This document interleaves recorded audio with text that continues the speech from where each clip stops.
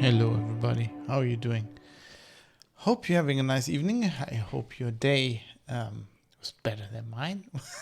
Well, I didn't really have a bad day. I don't know. I just can't seem to catch a break at the moment. There's so much going on.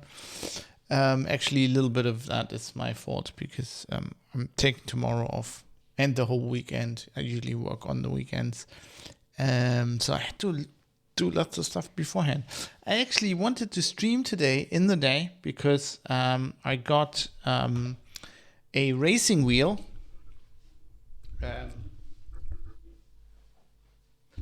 And I managed to set it up.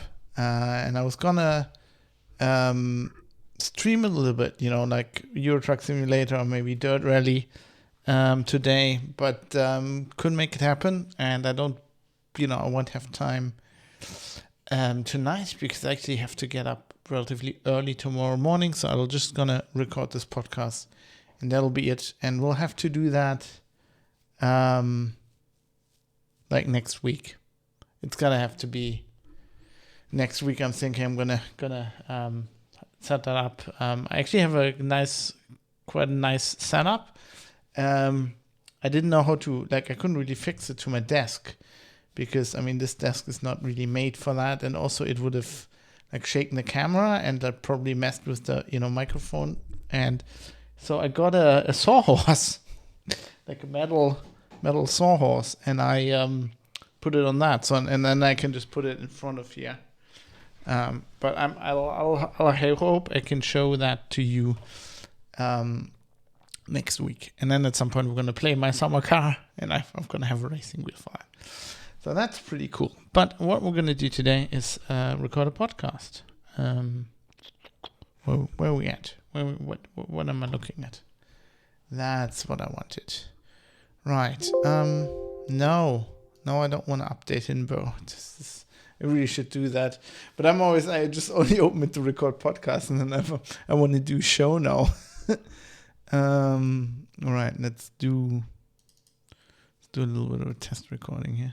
See if it works.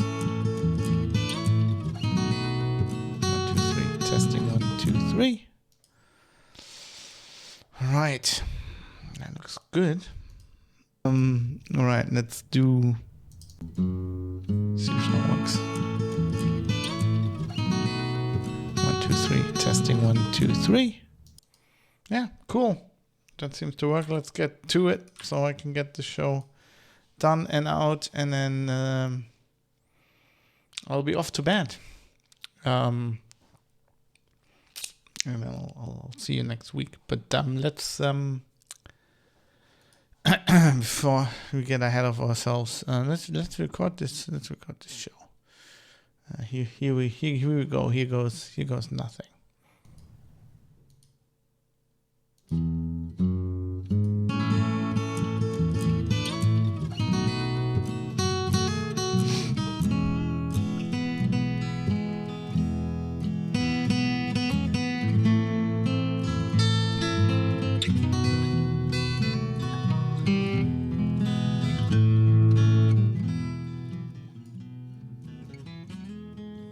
You're listening to The Private Citizen, episode 116.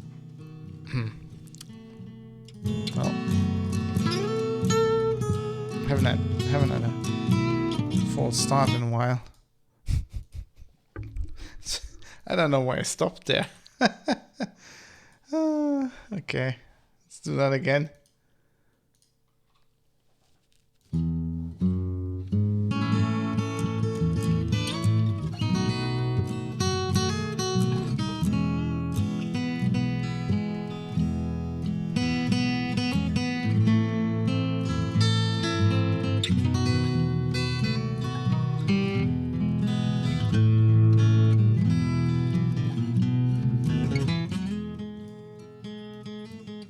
You're listening to The Private Citizen, a podcast for critical thinkers. This is episode 116 for Thursday, the 5th of May, 2022. The Left Sphere of Musk. Hello everybody, my name is Fab. I'm coming to you live from Düsseldorf on a Thursday this time. How are you doing? Well, I'm recording this on a Thursday. I don't know when you're listening to it. Such is the magic of podcasting. I'm recording this in the night, and I will toast you now with a lovely glass of scotch. Some Ardmore. Yes, I'm a day late. I apologize for that. I'm sorry. But we're going to talk about Elon Musk. I wanted to do this. I wanted to do this show for a while, and I've just been very, very busy. It was planned as an extra show. I wanted to do it over the weekend, but it's just been one thing after the other, and like my plans are currently just not coming to fruition. That's the downside. The upside is I actually have quite a lot to do, quite a lot of work, which when you're a freelancer, you really can't complain about that. So it's all like, it's ups and downs. So positives and negatives. So but anyway, before we get into the show proper, there is actually one thing I wanted to quickly mention. Sometimes I talk about how many listeners I have on the show, which it's kind of I'm keeping an eye on it, but it's kind of hard because I'm obviously doing the value for value model here. I'll explain later in the show what that actually means, but basically I'm not tracking you, I'm not selling your information to anybody. So it's kind of hard for me to really tell how much listeners I have. It's hard, traditionally it's always been hard for podcasts anyway, and I'm not using any of the technologies we have. I basically just have server logs at my disposal, so I know how many people visit the website, roughly, well, how many IP addresses really, and I got downloads. So it's kind of hard for me. I'm kind of using my experience of like doing podcasts for what was it, 13 years now, whatever, to kind of estimate how many listeners I have. So, all of that, I'm just saying that, to tell you that you should, whatever I'm going to tell you, take that with a grain of salt. But, comparing to my numbers, the last time I did a little bit of analysis, which was basically at the end of last year, it seems the listenership of this show has about doubled, which is kind of amazing. So I'm very happy with this. I'm taking this as an encouragement. I'm taking that as, people are interested in what I'm doing here, which I think is awesome. Of course, I receive a lot of support by, the producers of the show, the people who write in, who support me monetarily. But, those are only with any such endeavor, those are only the tip of the iceberg. Of course, it's also important to me. People who just listen and, never write in. So I don't know. I just want to say that I'm pretty happy about that. And with that, I think we should get into our topic for today, which is Elon Musk. But as I say this, it just occurred to me, you might want to go to privatecitizen.press, which is where the show notes are. And especially for this episode, I always try to, have copious show notes, especially for this episode, where I'm kind of reading a lot from articles. I put the relevant passages in the show notes. Of course, all the links to all the articles and all that stuff. So you might want to go there, privatecitizen.press. And with that, without further ado, let's get into the meat of the matter.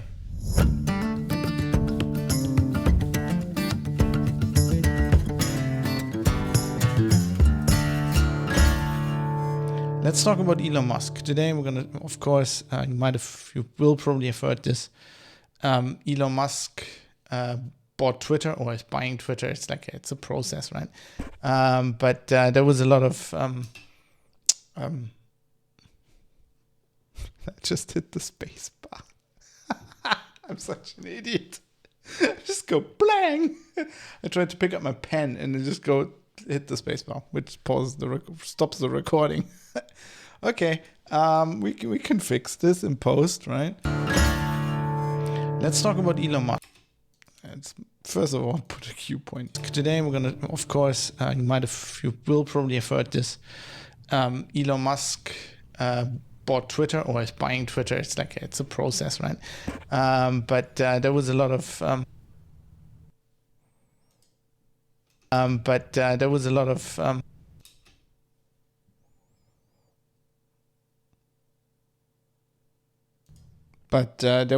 of outrage about this, of course, which is, you probably will have seen and read and heard about that as well.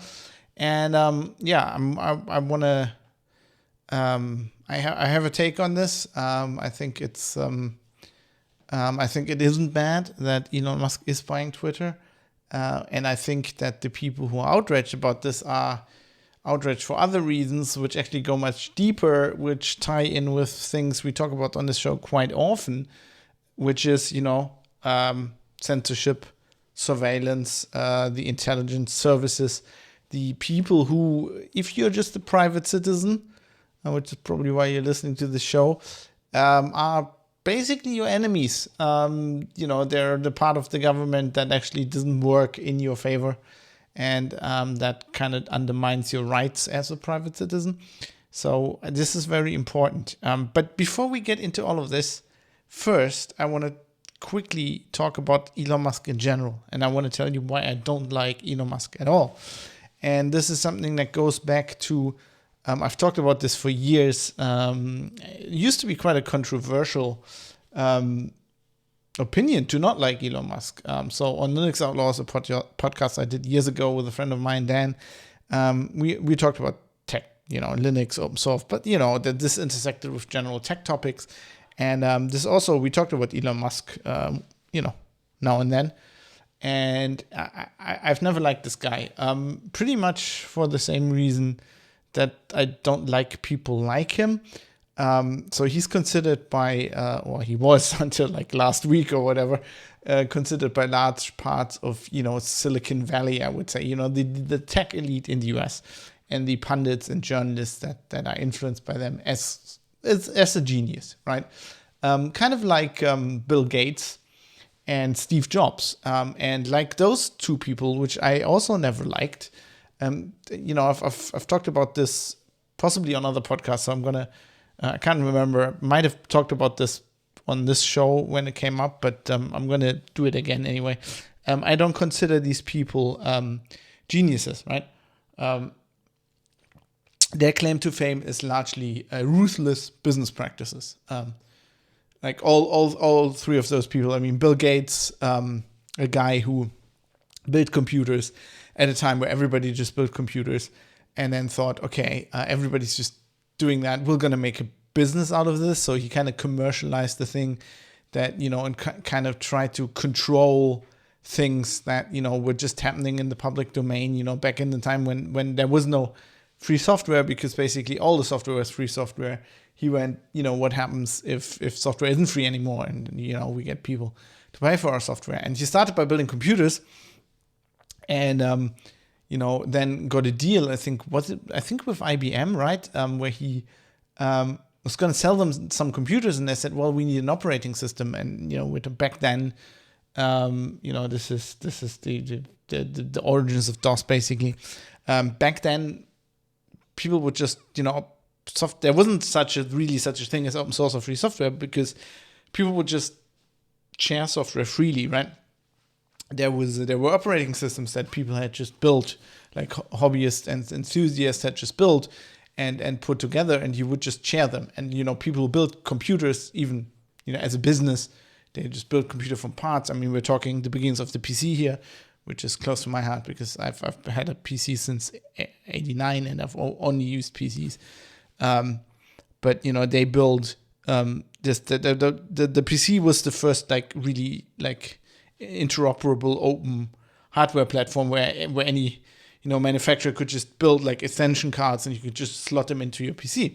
So Bill Gates and his mates or his mate actually at the time, Paul Allen, they were building computers, and they were about to close this deal, I think with IBM. It's been time since I read about this, But and they were like, okay, we're selling computers, we need like an operating system, right? And there was a guy who wrote an operating system which was basically shared freely, or like it was kind of like shareware, freeware. You could like use it, but then if you used it commercially, you was kind of supposed to pay him a little bit or whatever. And they thought we're going to use that, and that is what became DOS. So there's a famous mugshot of Bill Gates. He's very young, where he actually was caught speeding, I think, in the Nevada desert, because he and Paul Allen were just driving across the country to this guy's house to get him to sell them the operating system. And they basically got it for like a penny, very, very cheap. They got this operating system and then turned around and pretended it was theirs and sold it to IBM. And this is how Microsoft started, and how Microsoft became, like, Microsoft has had these business practices. Like, in Linux Outlaws, we would talk about, in the 90s, they would have all like these dirty business practices to get people to not use Linux because they were very scared of Linux. This was a time before, Azure and Microsoft like kind of embracing Linux. They hated it. Like, there was the famous Steve Ballmer thing, Linux is a cancer and un-American and all of that. So, these people are ruthless. They're not, Bill Gates didn't invent anything really. These are not the inventors. The people that get rich, it's the same everywhere. It's the same in Silicon Valley, even though Silicon Valley has this myth, or even this mythos, I think you would call it, of like the creative guy becoming rich. But that's not really what happens. The friend of the creative guy who has business acumen is the one who gets rich. Sometimes he makes the other guy rich too. But, these people are, if they're geniuses, they're business geniuses, right? And same with Steve Jobs, who, Steve Wozniak was the guy who was actually coming up with things. And Steve Jobs was just a marketeer. Just a marketeer. In my eyes, I don't really regard these people as very, they're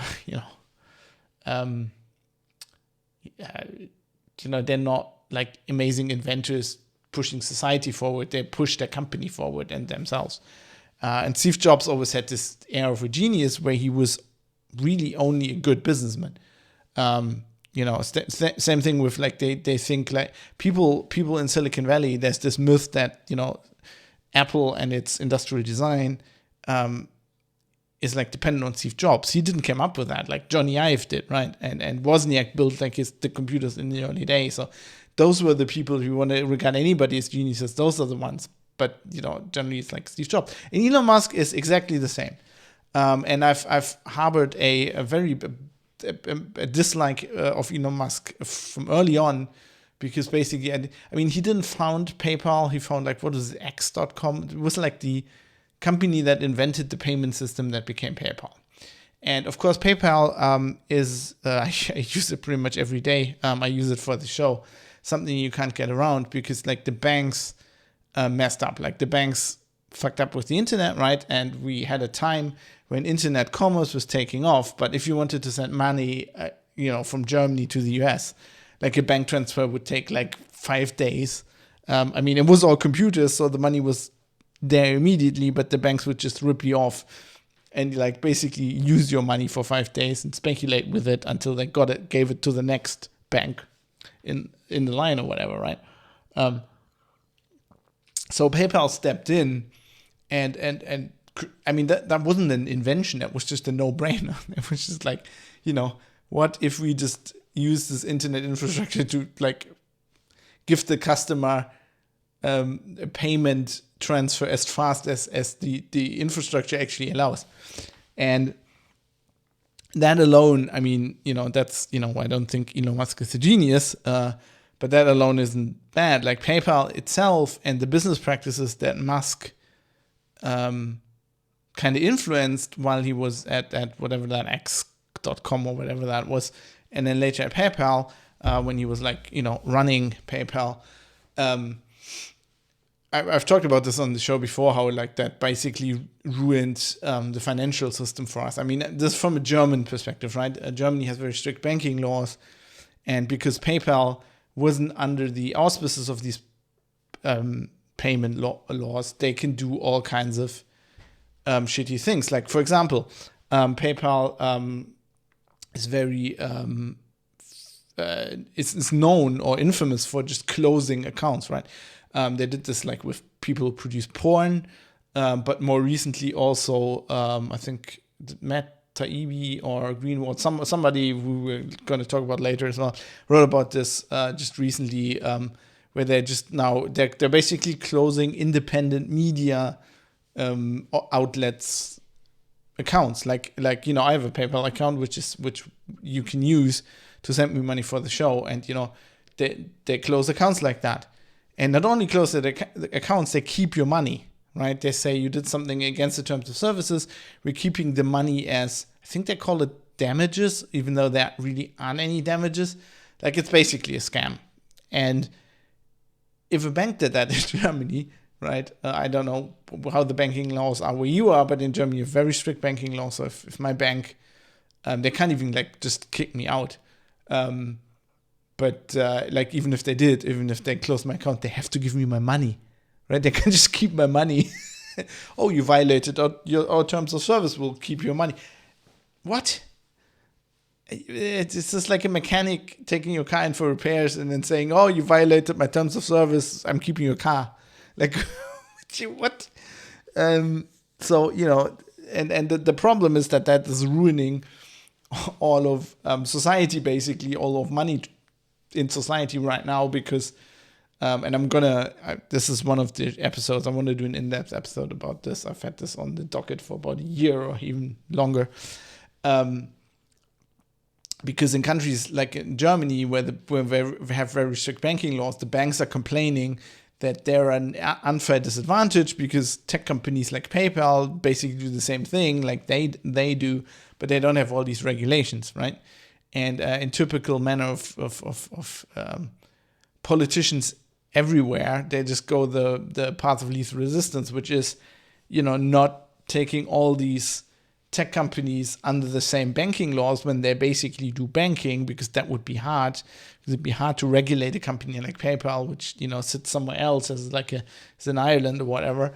No, what they're going to do is they're just going to weaken the laws for the banks, so now the banks can do the same shady shit and fuck the consumer, right? So that is really bad. And one of the things I also have on a docket to talk about is like the things that are happening in Canada, right?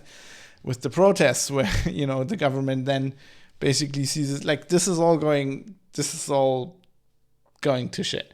And Elon Musk is one of the reasons for it. And he certainly isn't a genius. His other companies, SpaceX, we're going to Mars. Well, basically he's doing what the government should be doing, what NASA should be doing, what NASA was doing until they got massively funded, probably in favor of the military, Space Force or whatever. And now it's like private companies basically doing that. But it's not genius, right? It's like SpaceX. They haven't even put like a person on the moon yet, right? And we've put the person on the moon in the 60s. So it's like, it's not like,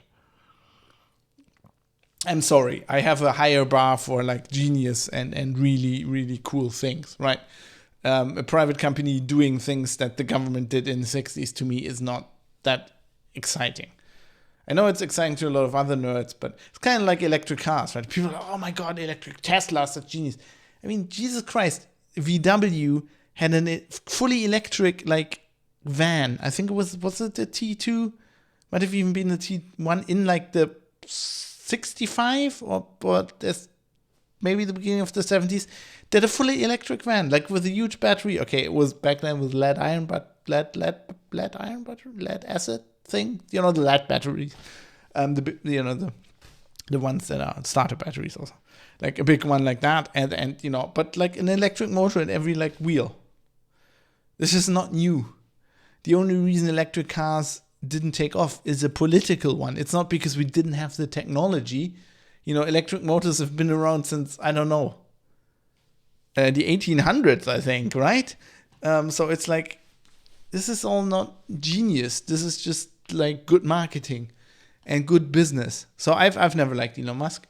That just as a preface to what I'm about to talk about now, because you might think, if you hear the rest of the show, that I'm a fan of Elon Musk. And I wanted to make sure in the beginning that I'm not. I don't think he's a genius. I think he's somewhat of an asshole. The only thing that endears him to me is that he has the same problem as me, which is he says wildly unpopular things on Twitter and then gets fucked by Twitter for it. But unlike me, he's rich and influential, and he said, I'm going to do something about this.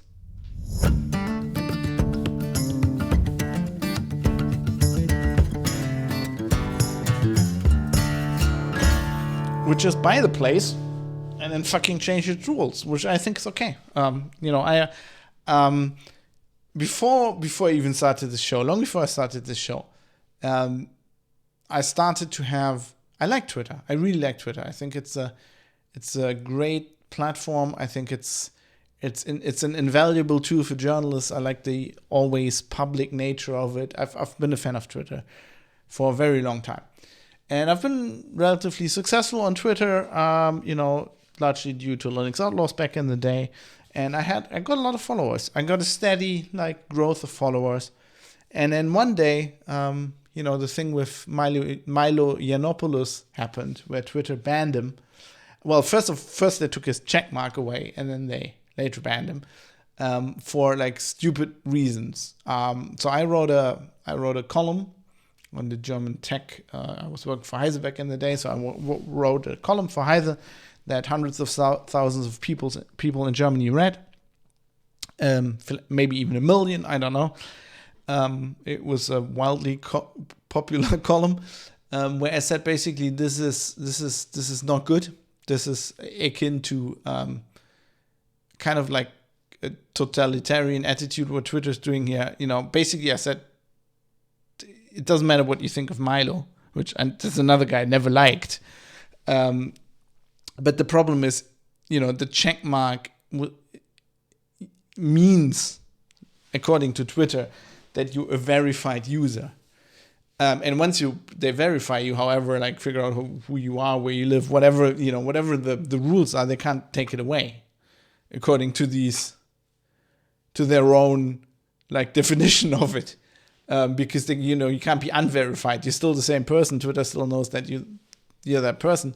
But Twitter recognized that it's kind of a mark of approval, and they started using it that way and started taking check marks away and banning people that have opinions that they don't like. Now Milo back in that day, which is what I pointed out, didn't do anything that was illegal or even against Twitter's terms of service, but he had an opinion that Twitter didn't like, which is why they silenced him. Yes, I wrote that column, and within days, my steady growth of followers dropped to 0. And ever since, this is years ago, ever since then, I basically had no new followers on Twitter. And I have some contacts in the industry. I even have some contacts at Twitter. I've never managed to actually verify this. Otherwise, I would have written a story about this long ago. But basically, Twitter has a way to. It's not really shadow banning. It's like sinkholing you, right? So my tweets, if I'm on Twitter, Fabsh, Foxtrot Alpha Bravo Sierra Hotel @Fabsh. If you follow me, you see all my tweets. But nobody who doesn't follow me sees my tweets, right? They never get recommended. They never turn up anywhere. Basically, you only see them if you follow me, or if somebody you follow likes them sometimes. So only the direct thing, but not the hey, you have 4,000 followers. We're gonna recommend this to you. Obviously, right back in the day, I was posting about Linux a lot, obviously. You're posting about Linux. We recommend this to some people who seem to like Linux. I've never had this, so my followers basically dropped to 0. I can live with that. I might sound a little bit bitter. Maybe I've been over this for a long time. I used to be a little bit bitter about this. But I've basically recognized that Twitter is this kind of platform that gets, that has the people who run the place have certain biases, political biases, and they enforce them.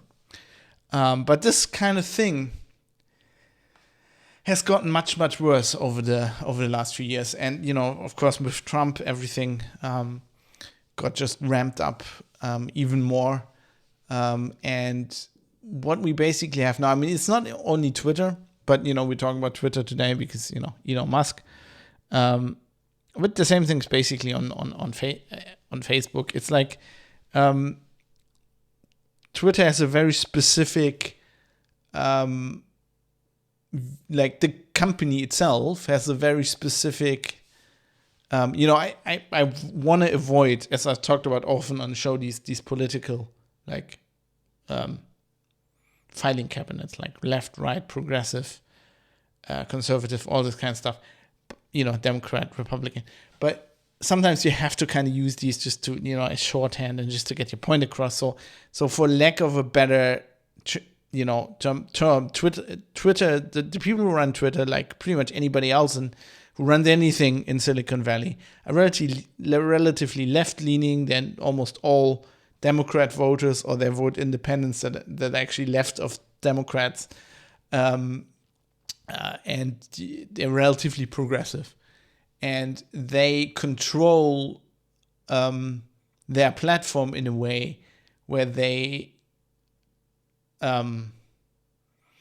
sinkhole other opinions, let them disappear, and now since at least with Twitter and Facebook, we know since the run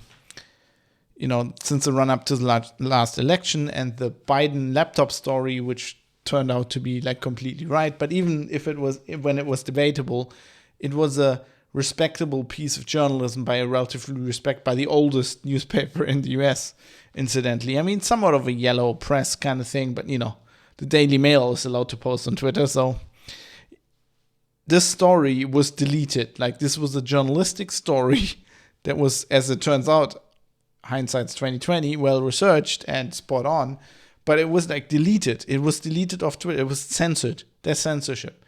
And, I've talked about this often on the show. There's this idea that people have where they, even journalists. I mean, I've talked to journalists about this very topic where I'm like, this is a problem for press freedom. This is censorship. And they're like, yeah, but censorship is something the state does. And that is not correct. It used to be that way, but that was in a time when the state controlled these kind of ways of the mass media, basically.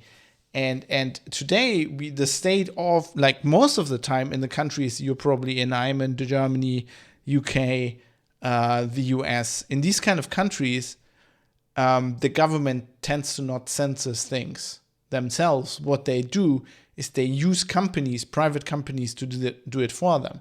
And because pretty much all of our discourse is digital now, everything that happens when we talk to people, we don't talk to them in the street anymore. We don't go into public places. We don't talk in pubs or what. Well, we do, but like the general societal discourse, right, doesn't happen in the public anymore. It doesn't happen in newspapers. It doesn't happen in talk shows largely. Where it happens is on the internet. It happens on Twitter. It happens on Facebook, on WhatsApp, and on Telegram. And this is where, our societies form their opinions, and where politics get made, and where, presidents get made, and presidents get, unmade, pretty much. So this is very important. So the argument that, a private company can do whatever they want on their platform is kind of like it's a straw man. It's a dumb argument. It's something that people use to distract you, because these private platforms are where political discourse is happening, and the government is largely using these entities to censor, if not outright censor, then shape discourse. And another episode I got on my list of episodes to do is I'm going to talk about Bernays, and I'm going to specifically about his book Propaganda, where he explained in 1928 how this works, and is as applicable back then as it is today on Twitter. So this is important. These platforms are important, and what happens is important. And what happened here is that Elon Musk said, I'm buying Twitter. And people freaked out because Elon Musk pretty much has the same problems, just in bigger, because he's richer and more influential than I have, right? He said things on Twitter that were largely unpopular. Well, he's got a different problem. They can't sinkhole him because you can't make Elon Musk disappear. But like they had the SEC forbade him to use Twitter because they were saying like he's influencing the market, right? Kind of how they threw Donald Trump off Twitter, or they were for a long time before that they were saying the president should not be allowed to tweet, which is that's just like idiotic. But hey, that's how it goes. What's actually happening here is that a certain elite, the more left-leaning, Democrat-leaning political elite and the people that run these tech platforms, they are afraid because political discourse right now on Twitter and on other platforms like it are heavily slanted in their favor. Things that are against their view are often shunned, shouted down, outright censored, declared misinformation, put little check marks and fact checks are put around it, even though the stuff that there's a ton of stuff that is as questionable or as wrong from their side of the aisle that is just allowed to go free and go through. And this has a huge influence on the discourse. And they're afraid that Musk, because he's not on board, right? He's kind of an outcast, even though for a long time he was a genius in Silicon Valley and a hero because of the things he says and because it's obvious that his political slant is different from many of these other people. They're afraid that when he takes it over now, he can either abandon all the censorship and this manipulation of the discourse, or even worse, he could do it in his direction, right? And when the COVID thing was going on, and Musk was very much not on board with all the restrictions, and he was saying, I'm going to open my factories, and if I can't do it in California, then I'm going to move to Texas or whatever. People are afraid that he can do that, and then he can just put all those opinions on Twitter, and everybody who likes him, their opinion gets shown, and the stuff the people who are very afraid of the virus posting, and the WHO says this, that could all get deleted or disappeared. And so basically they're afraid of having happened to their opinions and the people who espouse their opinions, that the same that is happening right now to their opponents. They're afraid that that's going to happen to them. Glenn Greenwald wrote a great piece on this. And when the news just came out that Elon Musk was probably going to buy Twitter, he analyzed the situation as follows. He said, during the failed liberal campaign to force Spotify to remove Joe Rogan's podcast, remember that? Yes, we do, because episode 107.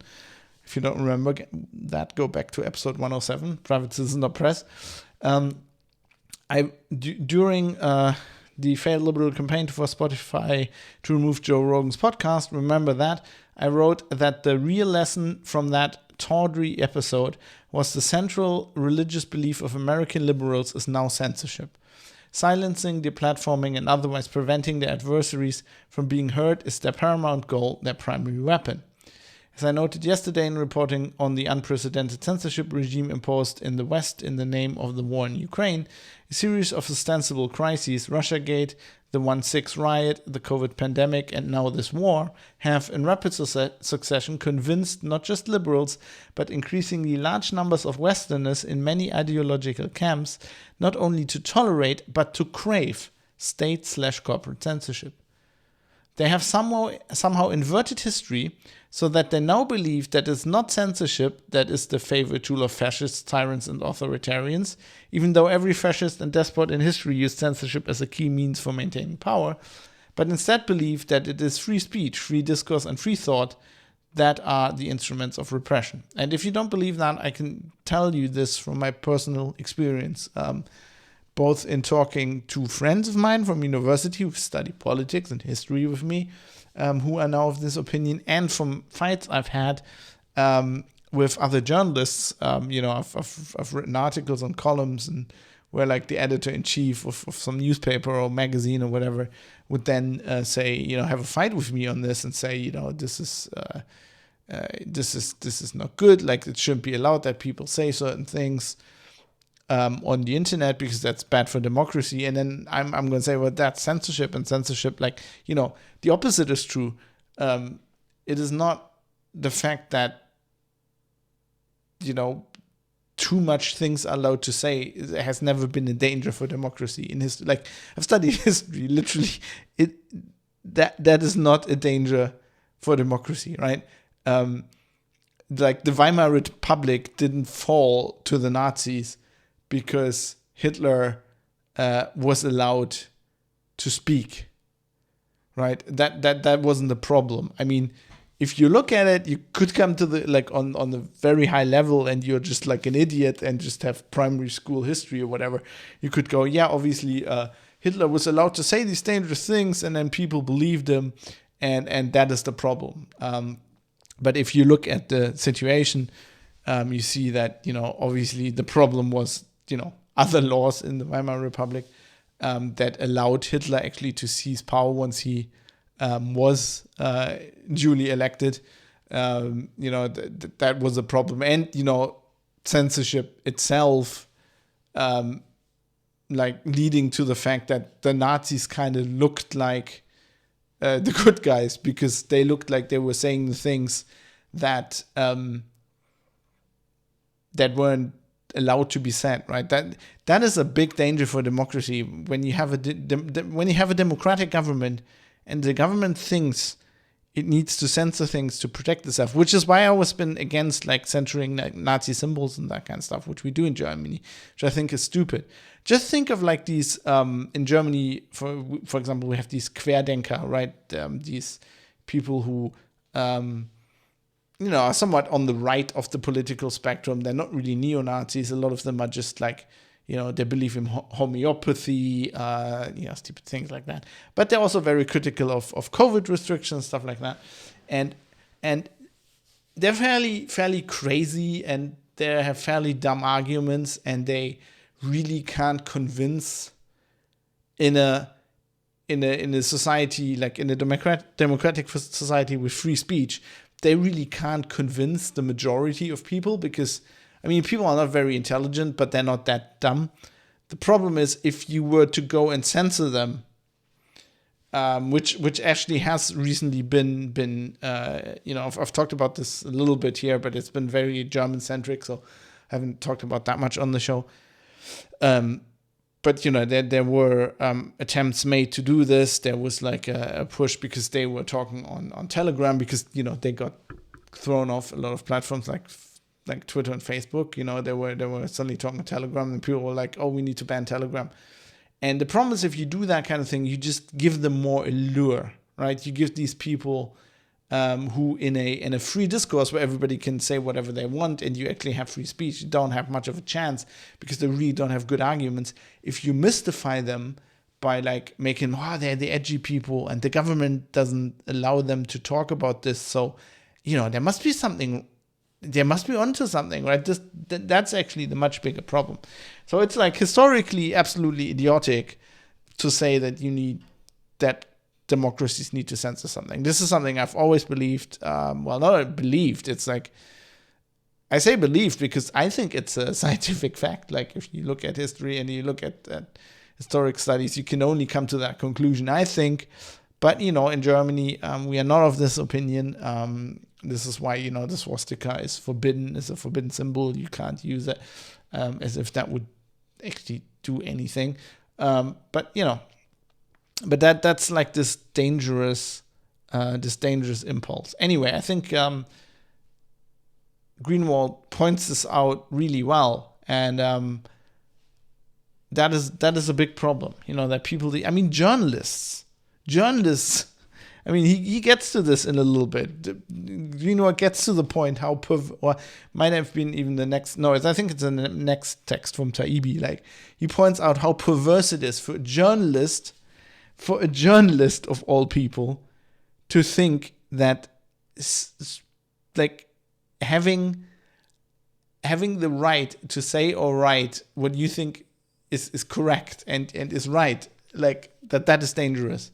That's basically killing your own profession, right? That's like a plumber who thinks water is dangerous, or like a mechanic who doesn't like cars and would rather everybody rides around on a bicycle, right? You cannot trust somebody like this. Right. Anyway, Greenwald continues. Few events have revealed this twisted framework as vividly as the news that Elon Musk offered on Wednesday to buy Twitter and take it private. The fact that Musk has repeatedly denounced Twitter's increasingly heavy-handed and clearly ideological censorship regime does not mean he's earnest in his intention to restore free speech to the platform, but the mere possibility that he does intend to do so has sent censorship-dependent liberals into spasms of panic and hysteria. Before the morning was over, some were even comparing Musk's offer to the rise of Nazism in the 1930s. And we have a tweet from Jeff Jarvis, who is I am ashamed to say, professor of journalism, but also has co-created and is co-hosting the This Week in Google podcast on Neil Laporte's Twit network, which will make sense at the end of the show when you realize why these people are actually pro-censorship, because big tech, and he's obviously in bed. I never particularly like the guy, actually following him on Twitter, and he's wrong on many things, but he's very wrong on this. Like, this is like one of the worst tweets I've seen this year. So Jeff says, today on Twitter feels like the last evening in a Berlin nightclub at the twilight of Weimar, Germany. I mean, that is like, if you could just say, that as a German, you go like, oh my God, this is like the stereotype of an American. When Germans, when we think about Americans, we think like their school system is really shit, and they don't know anything about geography and history, and they just go do like Homer Simpson. That is, of course, not true, but like people like this are reinforcing this stereotype. Jeff, you have no fucking idea what Berlin was like in the twilight of the Weimar Republic. I don't think you studied history. If you did, you wouldn't say something like this. I would actually like to introduce you to my 100-year-old grandma so she can tell you how idiotic this is. You moaning about Elon Musk buying Twitter, where you're sitting there with your blue check mark, and now you're, oh my God, now maybe somebody's going to do something against my stupid opinions, right? If you were from the other side of the political spectrum and you've posted something like this and you even invoked the Nazis, you'd be like, alt-right, ban this guy, get him off Twitter, what the fuck? And what's happening there is that Jeff is afraid that this is now going to happen to him because, or that, people would disagree with him. But, you can see like 2,500 likes. I mean, this is still on the very morning. I mean, people, 1,700 quotes almost, and I don't think people quoted him and said, look at this idiot. These people they didn't even, like, the funny thing about this whole episode, and I really thought that was funny, was these people don't see how idiotic they are. They don't see how wrong they are. They actually think this is a professor of journalism.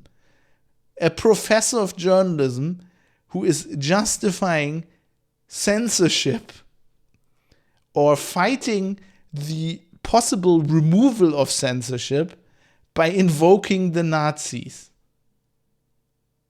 A professor of journalism. I mean, he's entitled to his opinion. It's just that his opinion is a huge steaming pile of shit.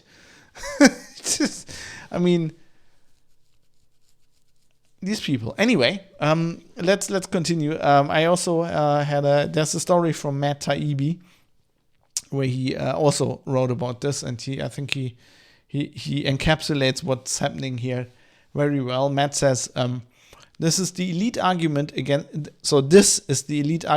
free speech in a nutshell. If you favor all legal speech, you really just want to slander, threaten, and harass. The hypocrisy of America's self-appointed culture protectors this week is breathtaking. They really seem not to realize that what they've been asking for years, sorry. It's been a very long day. I've worked a lot today. I'm very sorry. I'm going to take a sip of scotch and retry with this sentence. They really seem not to realize that what they've been seeking for years isn't an end to speech abuses, but a monopoly to them. They see Musk as a traitor to his class, well, voila, threatening to upend what they see as a natural order that in recent years placed blue nose, I like that term, by the way, blue nose, placed blue nose squads in deserved roles as vanguards and truth arbiters. Whether or not Musk ever upends anything is a different question. I think both these guys have the same opinion as me, I think, and think that Musk is probably not going to do anything. But it's funny to see that people freak out just even at the possibility. Whether or not Musk ever upends anything is a different question, but critics believe he will, and now they're panicking in tones of maximum sanctimony. And then he gloats a bit, which I think, for him is gloating, but I think it's deserved. I spent a good part of the last 4 years warning that asking unaccountable billionaires to meddle more in speech would result in exactly such a table-turning episode in which the political mainstream's cocky censor squad would wake up one day to find the wrong tycoon in charge, at which point they would cry foul and howl suddenly about the evils of oligarchy. For failing to cheer their vision of enlightened censorship, colleagues denounced me as a reactionary pervert in the employ of pick one, Trump, Assad, Putin. So it's hard to do anything but chuckle at their anguish this week. Yeah, I'm not by far not as high profile as Matt Taibbi, but I am 100% ag on all of that. And then in a second piece, a little bit later, he actually went into more detail why this whole idea is stupid. I'm just going to read from this because I think it's very well written. Probably the funniest effort along those lines, so in the we need censorship defense, right? Musk, Trump, I almost said Trump. It's the same thing. Orange man bad. Musk is evil because he said he wants to get rid of censorship, but we need censorship to defend democracy. Probably the funniest effort along those lines was this passage, quote, "We need regulation to prevent rich people from controlling our channels of communication." That was Alan Powell, former CEO of Reddit, railing against Musk in the pages of, wait for it, The Washington Post, a newspaper owned by Jeff Bezos, complaining about rich people controlling channels of communication. Just might be the never-released punchline to Monty Python's classic funniest joke in the world skit. So good. Oh my God, rich people are controlling our opinions.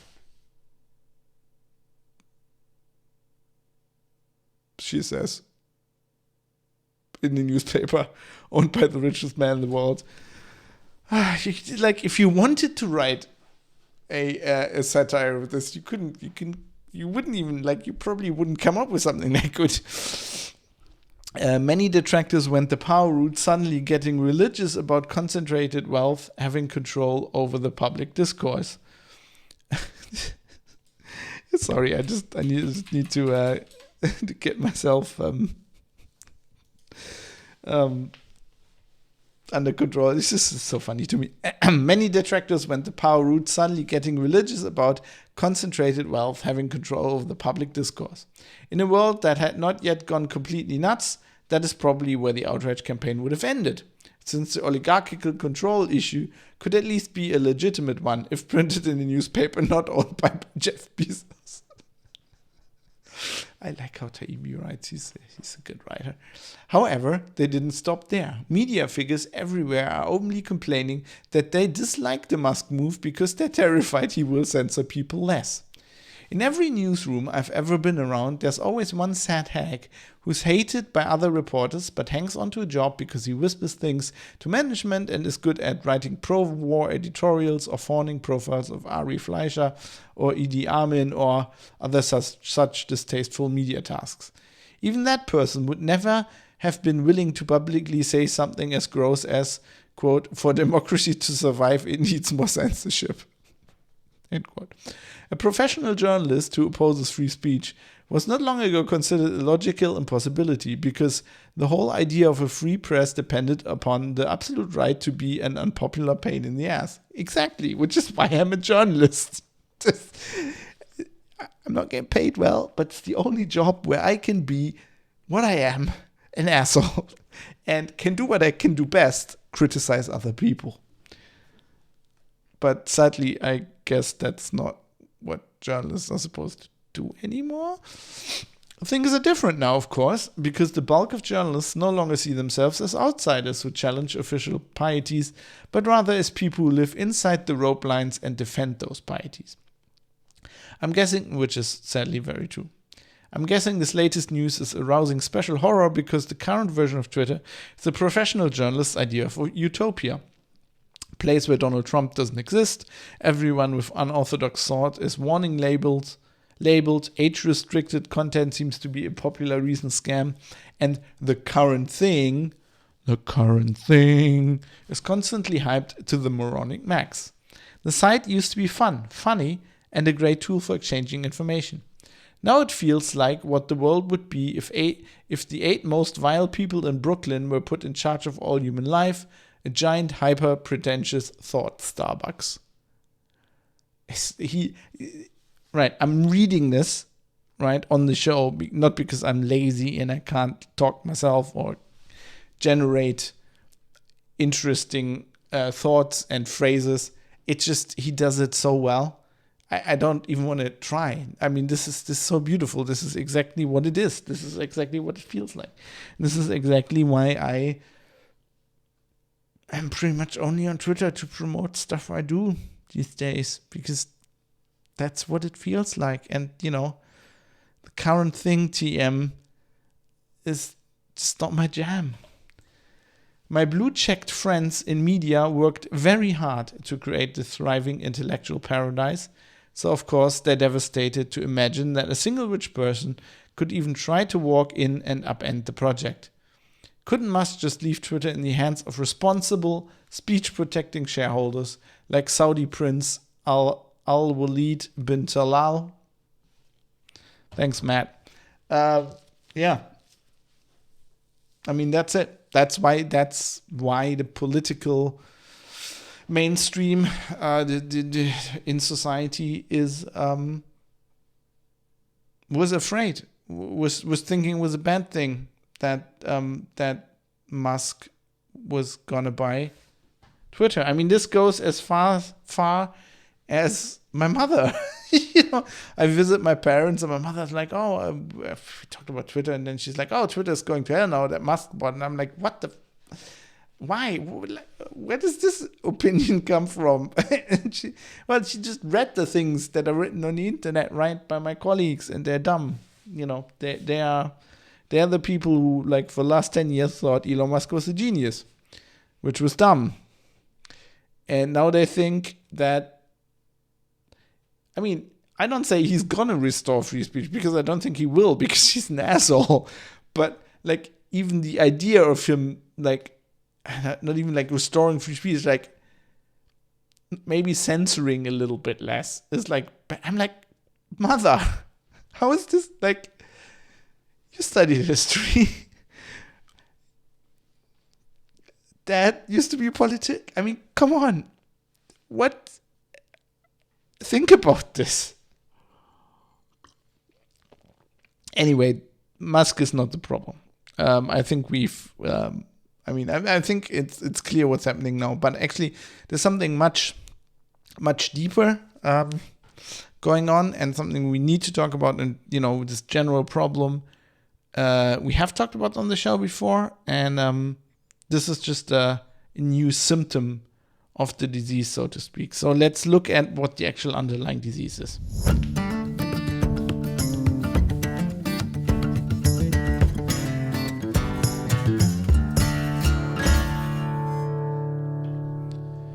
So this whole thing is not about Elon Musk. What we happen here is basically a campaign to normalize censorship on the internet, right? There's people who are saying it isn't censorship because it isn't the state. I talked about that earlier. But also people who generally think, yes, the world is so bad and that people are storming the Capitol and the Nazis are everywhere. And, Trump is there and Putin, and they're all conspiring and they're all going to take over and destroy democracy. So we need to curtail free speech. And we talked about that on the show before. And I'm going to go back to Glenn Greenwald here. And he has talked about this previously as well. We did on the show an episode 111. I talked about Ukraine. And so he's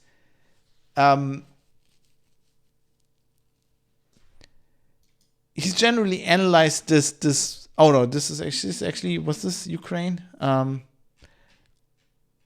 No, actually I'm confusing the episode. Sorry, episode 111 was the episode where I talked about where Greenwald was writing about the Biden laptop, right? So that's the Biden laptop story that I also referred to earlier, where basically we got that was deleted off social networks, and then in the end, it was termed as Russian disinformation by people who used to work or still work in the intelligence community, as it's called, as Greenwald calls it, the surveillance state, or the U.S. security state, for good reasons. If you don't know who Glenn Greenwald is, Google him. He's the guy who broke the Snowden story, because Snowden went to him when he wanted to show what the NSA and the CIA and the other intelligence services are doing.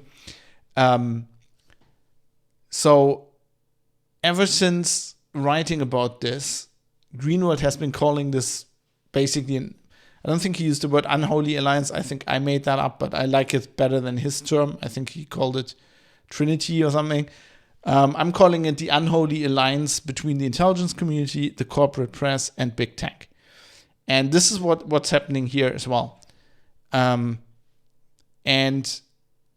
because of Ukraine, and I've talked about this. If you go to the show notes, Private Citizen or Press, there's tags. If you click on War in Ukraine, find all the Ukraine episodes. You want to catch up on those. But I talked about how it's war. We have propaganda. We have propaganda from both sides.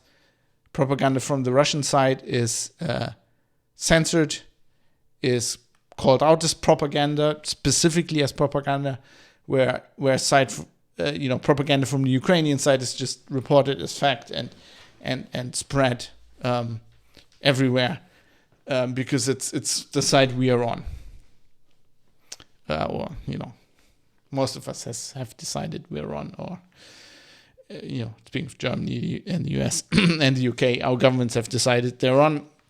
So that propaganda is okay. And then reporting on that, Greenwald has then moved on to there's legislation that is being proposed in the US right now, that we've seen for a long time. We've seen political pressure in the US from both parties. This is quite bipartisan, actually, the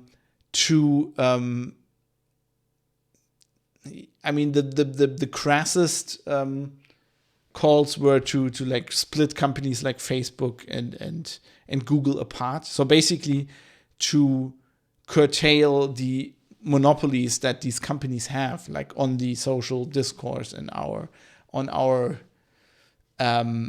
political lives and our social lives somehow. And there's legislation that's being proposed now. And there was a letter by people from the intelligence community, or people who used to be in the so-called intelligence community, that said that this is dangerous, that breaking up these monopolies actually endangers U.S. national security. And Greenwald wrote about that. And I'm gonna read from that in a little bit, and then we will see where the fear of Musk actually comes from, because it basically comes from this. But I'm just looking, of course, as you know, I'm recording this live on Twitch, and I actually don't have any feedback from in the feedback section later on. So we got some live feedback here, so I'm looking at that right now. You'll just have to give me a second to read this.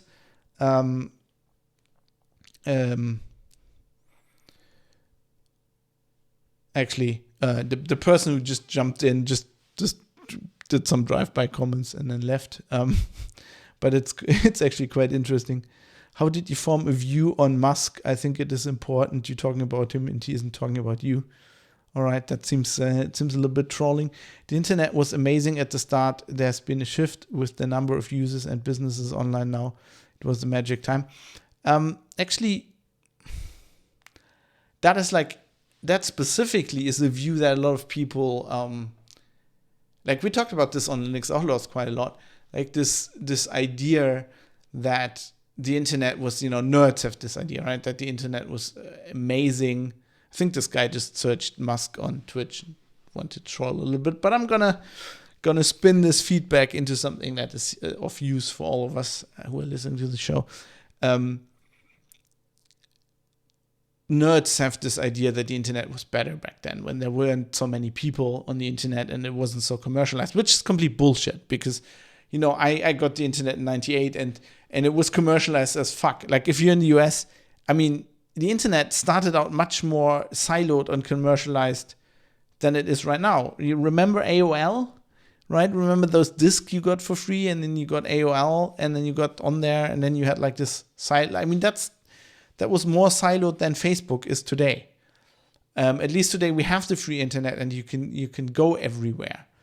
And the problem so much is also not these corporations. I mean, there is a problem that Greenwald writes about here, and that's true. Like, there are big monopolies like, Google.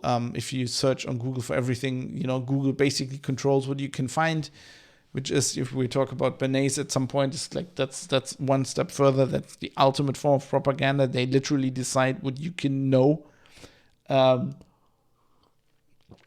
But generally, people have the ability to go anywhere, right? And they could. And it's not that the internet itself, or that more people are on the internet, or more companies are on the internet, is the problem. The problem, I feel, as always, is just the people. You have the ability on the internet to look at other sources. And if something doesn't get surfaced on Twitter, this is also something you can notice. You can look at other sources.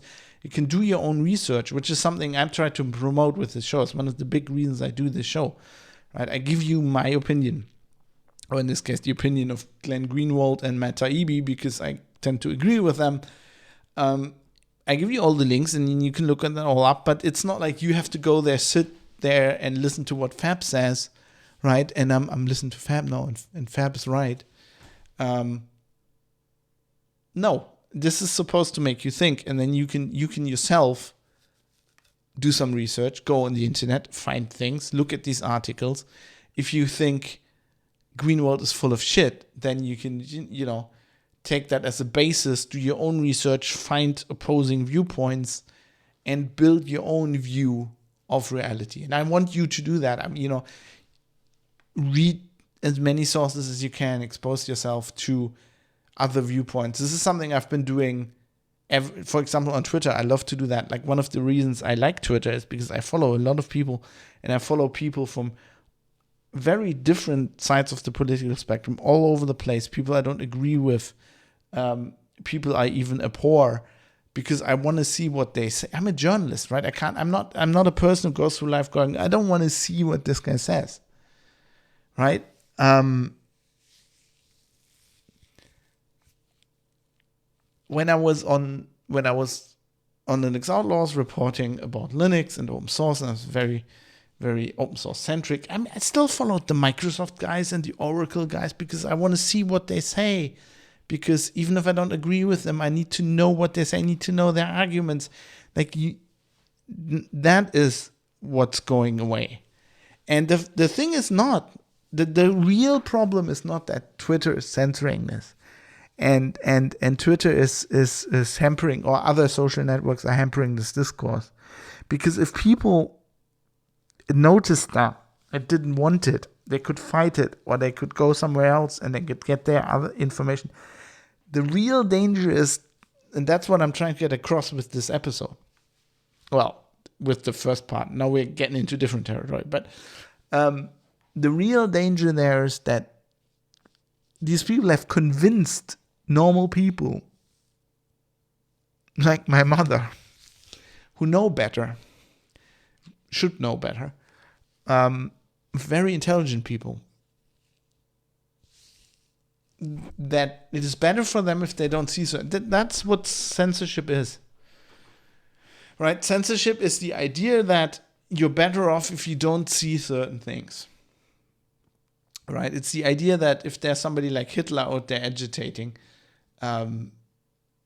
with shitty arguments and shitty ideas, that you're better off and that society is better off if you don't see them, if you somehow make them disappear, which doesn't solve their problem. And if anything, if more people had taken what Hitler said seriously in the run-up to him actually getting elected, I don't think... The problem was people weren't taking him seriously. That is the problem.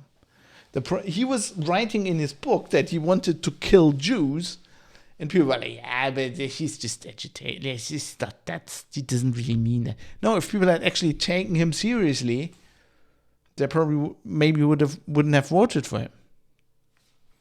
Because in general, people are not really that, this is the awakening the German public then had when he started going around killing people, that then it was too late. So that's the problem. The problem is not that the systems on the internet are a problem or that the commercialization is a problem. I mean, there are problems with that. I'm not saying, but the big problem is within people's minds. People are like, I just want to do my job. I'm just my life. Want to have a bit of fun. And when I go on the internet, I don't want to have this mental stress of trying to figure out what's right in the world. I just want my little Instagram and my TikTok and my funny videos and this cat and this guy cutting up certain things and building something else out of it, and this guy speed painting some whatever. Right? That's the real problem. But anyway, let's get back to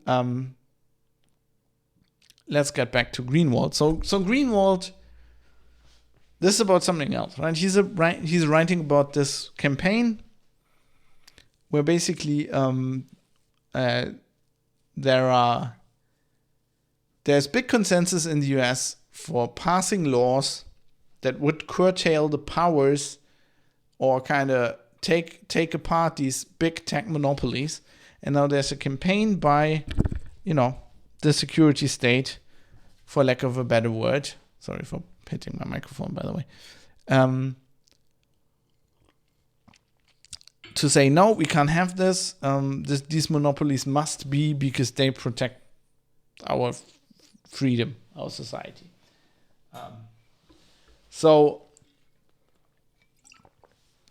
Sorry, I need a bit of water here. Stay hydrated, people. Glenn Greenwald writes, a group of former intelligence and national security officials on Monday issued a jointly signed letter warning that pending legislative attempts to restrict or break up the power of big tech monopolies, Facebook, Google, Amazon, would jeopardize national security because, they argue, their centralized censorship power is crucial to advancing US foreign policy. The majority of this letter is devoted to repeatedly invoking the grave threat allegedly posed to the US by Russia as illustrated by the invasion of Ukraine. And it repeatedly points to the dangers of Putin and the Kremlin to justify the need to preserve big tech's power in its maximalist form. Any attempts to restrict big tech's monopolistic power would therefore undermine the US fight against Moscow. While one of their central claims is that big tech monopoly power is necessary to combat, i.e. censor foreign disinformation, several of these officials are themselves leading disinformation agents. Many were the same former intelligence officials who signed the now infamous and debunked pre-election letter, fraudulently claiming that the authentic Hunter Biden emails had the hallmarks, quote, hallmarks of Russian disinformation. Former Obama Director of National Intelligence James Clapper, former Obama CIA Director Michael Morrell, former Obama CIA/Pentagon Chief Leon Panetta. Others who signed this letter have strong financial ties to the big tech corporations whose power they are defending in the name of national security. Morrell, Panetta, former Bush National Security Advisor Fran Townsend. The ostensible purpose of the letter is to warn of the national security dangers of two different bipartisan bills, one pending in the Senate, the other in the House, that would prohibit big tech monopolies from using their vertical power to, quote, discriminate against competitors. The way Google, for instance, uses its search engine business to bury the videos of competitors to its YouTube property, such as Rumble, which is Greenwald's thing because he likes that, because he has, got problems on YouTube because, like me, he said things that YouTube didn't like. Or the way Google and Apple use their stores and Amazon uses its domination over hosting services to destroy competitors. All of this is stuff we talked about on the show before. The amount of bipartisan support each bill has garnered and the widespread animosity towards big tech reflected by this congressional support has shocked Google, Amazon, Apple, and Facebook lobbyists who are accustomed to getting their way in Washington with lavish donations to the key politicians in each party. This letter by former national security officials is, in one sense, an act of desperation. The bills have received the support of the key committees with jurisdiction over antitrust and big tech. In the Senate, 5 conservative Republican committee members who have been outspoken critics of big tech, Grassley, Senators Lindsey Graham, Ted Cruz, Josh Hawley, Senator John Kennedy, joined with Democrats to ensure the passage of one bill out of the Judiciary Committee by a 16-6 vote, with the companion bill passing that committee with the support of 22 senators. As The Intercept's Sarah Sirota and Ryan Grimm report, quote, both bills have big tech reeling, since a floor vote would likely be a blowout for big tech. The extreme animus harbored by large parts of the left and right towards big tech makes it very difficult for any lawmaker to go on record in opposing those proposed bills if they are forced to publicly take a position in a floor vote. As a result, big tech's last hope is to keep the bill from reaching the floor, where senators would be forced to go on record, a goal they hope will be advanced by Senate Majority Leader Chuck Schumer of New York due to his close ties with Silicon Valley. Both Schumer's children are on the payroll of companies the proposals would seek to rein in, reported the New York Post. Jessica Schumer is a registered lobbyist at Amazon, according to New York State records. Alison Schumer works at Facebook as a product marketing manager. Despite that, Schumer claimed to The Intercept that he supports both bills and will vote in favor of them, even though he has engaged in maneuvers to impede the bills from getting a full floor vote. This is where these former intelligence and national security officials come in. While these former CIA, Homeland Security, and Pentagon operatives have little sway in the Senate Judiciary and House antitrust committees, they command great loyalty from congressional national security committees. Those committees, created to exert oversight of the U.S. intelligence and military agencies, are notoriously captive to the U.S. national security state. The ostensible purpose of this new letter is to insist that big tech monopoly power is vital to U.S. national security, because it is necessary for them to censor, quote, disinformation from the internet, especially now with the great Russian threat reflected by the war in Ukraine, and they thus demand that the anti-big tech bills first be reviewed not only by the Judiciary and Antitrust Committees, but also the National Security Committees, where they wield power and influence, which have traditionally played no role in regulating the technology sector. With other words, head off this floor vote, or even getting this to a vote by claiming it's important to national security, because they know that, there's huge support on both sides of the aisle and in the public for fighting these monopolies, right? And now the question that you'd be asking yourself, why is the intelligence community trying to save and protect these big tech companies? Well, follow the money, because there's mutual interest. As Greenwald puts it, why would these former national security and intelligence officials be so devoted to preserving the unfettered power of big tech to control and censor the internet? One obvious explanation is the standard one that always runs Washington. Several of them have financial interests in serving big tech's agenda. Unsurprisingly, Apple CEO Tim Cook has himself pushed the claim that undermining big tech's power in any way would threaten US national security. And there is now an army of well-compensated by Silicon Valley former national security officials echoing this message. A well-researched Politico article from September headlined 12 former security officials who warned against antitrust crackdown have tech ties, detailed how many of these former officials who invoke national security claims to protect big tech are on the take from the key tech monopolies. And all, also pundits in the press, right? Because the press in the US apparently has forgotten that spies are the enemies and now puts them as pundits on talk shows for some reason. So this is, of course, if you think about this as a human being who is at least marginally able to think for themselves, is of course bullshit to suggest that, there has to be these monopolies by very few companies over the internet to preserve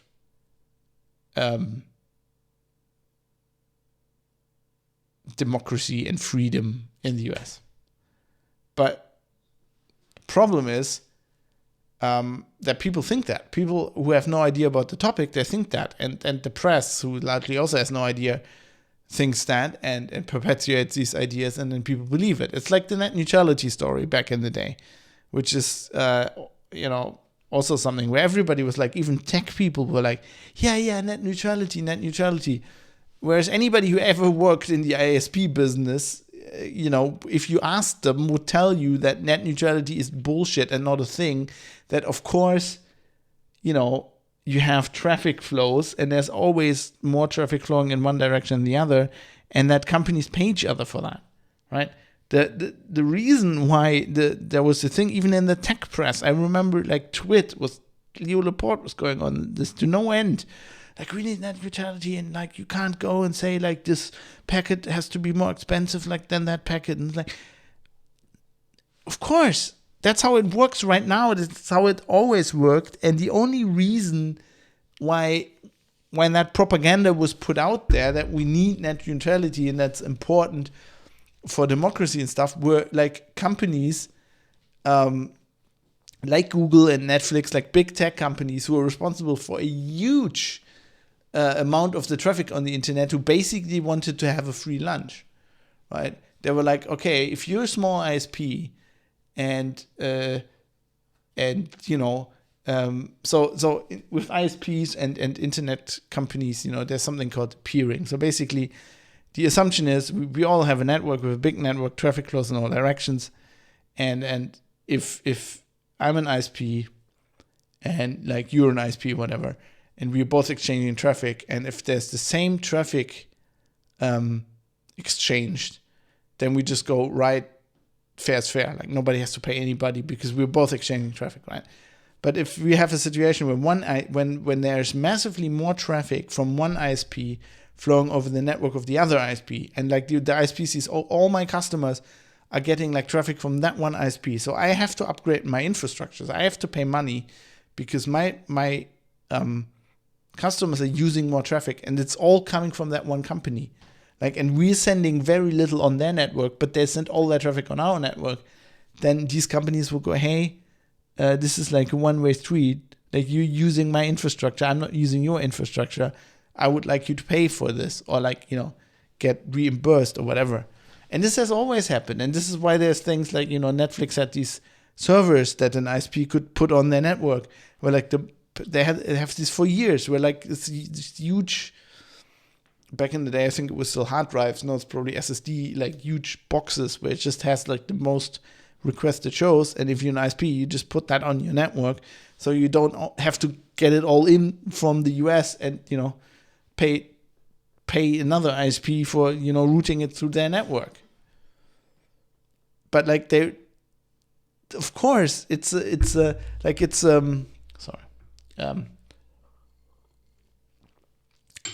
ISPs are not running a charity, right? They're running a business. These are businesses interacting with each other. And of course, they pay each other for use of the infrastructure.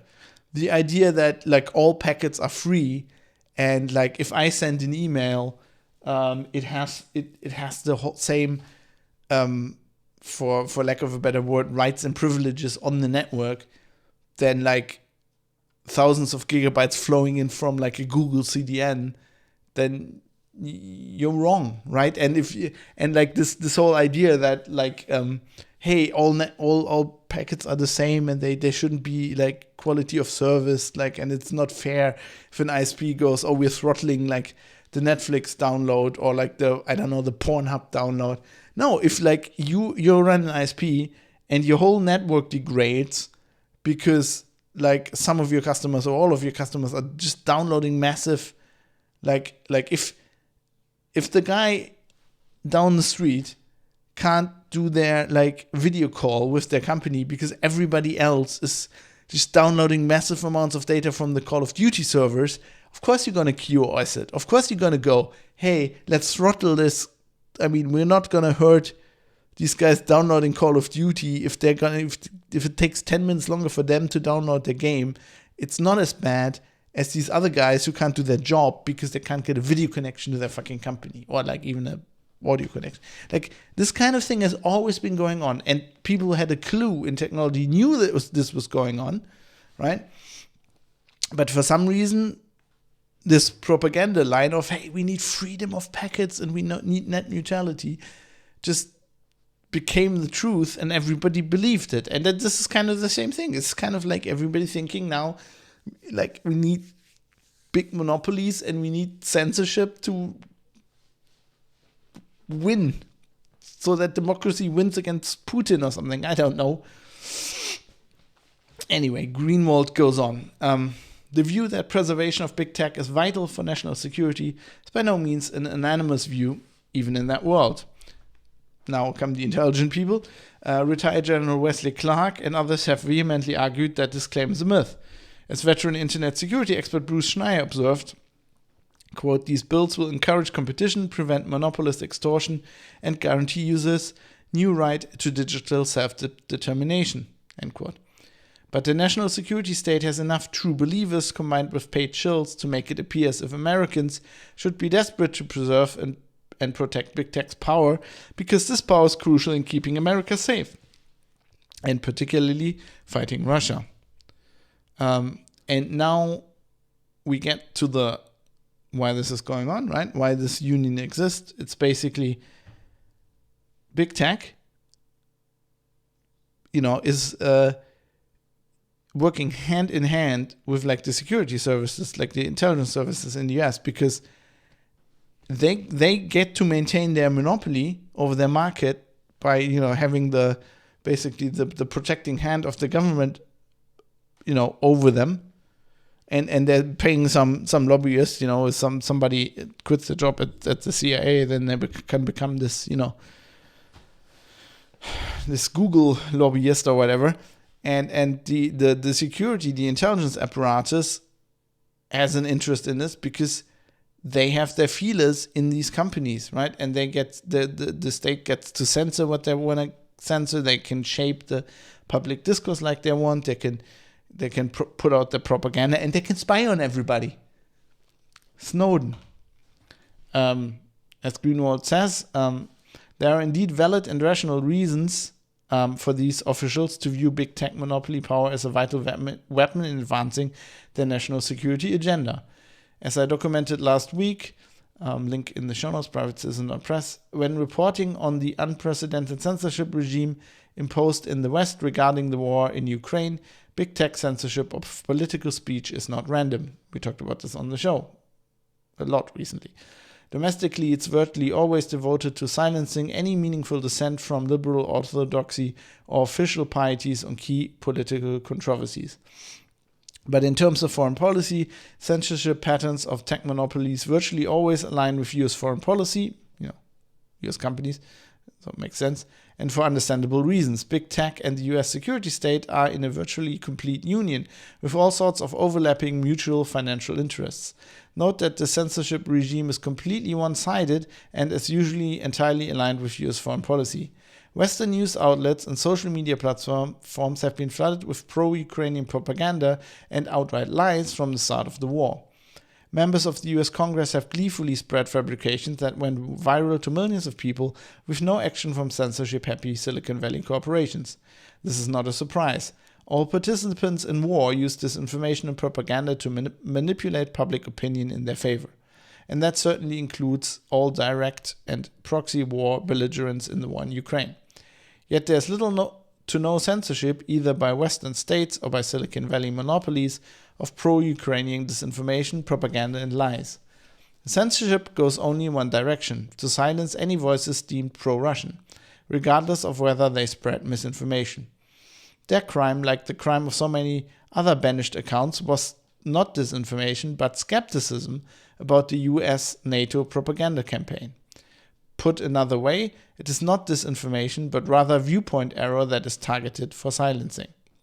One can spread as many lies and as much disinformation as one wants, provided that it is designed to advance the NATO agenda in Ukraine.